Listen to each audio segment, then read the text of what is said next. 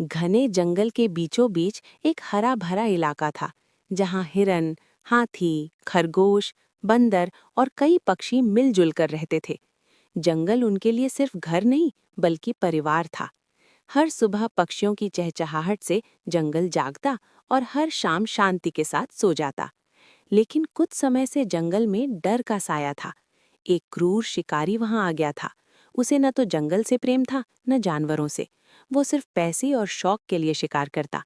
उसके जाल और बंदूक से कई निर्दोष जानवर घायल हुए। पूरा जंगल सहमा हुआ था। एक दिन एक नन्हा हिरन शिकारी के जाल में फंस गया। उसकी दर्द भरी आवाज सुनकर पास के जानवर इकट्ठा हो गए, लेकिन कोई कुछ कर नहीं पा रहा था।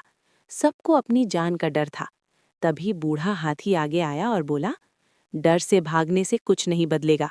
अगर हम एकजुट नहीं हुए तो एक एक करके सब खत्म हो जाएंगे।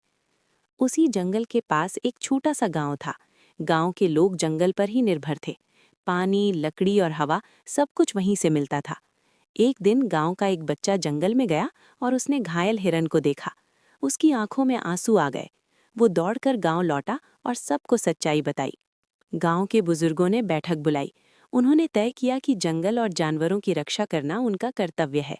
सभी लोग मिलकर वन विभाग के पास गए और शिकारी की जानकारी दी। साथ ही उन्होंने जंगल की निगरानी खुद करने का भी निर्णय लिया। कुछ ही दिनों में शिकारी पकड़ा गया। उसके जाल हटाए गए और जंगल फिर से सुरक्षित हो गया। घायल जानवरों का इलाज किया गया। हिरन फिर से दौड़ने लगा। पक्षी फिर से खुलकर गाने लगे। उस दिन जंगल ने एक बड़ा सबक सीखा। डर से नहीं, एकता और साहस से बदलाव आता है।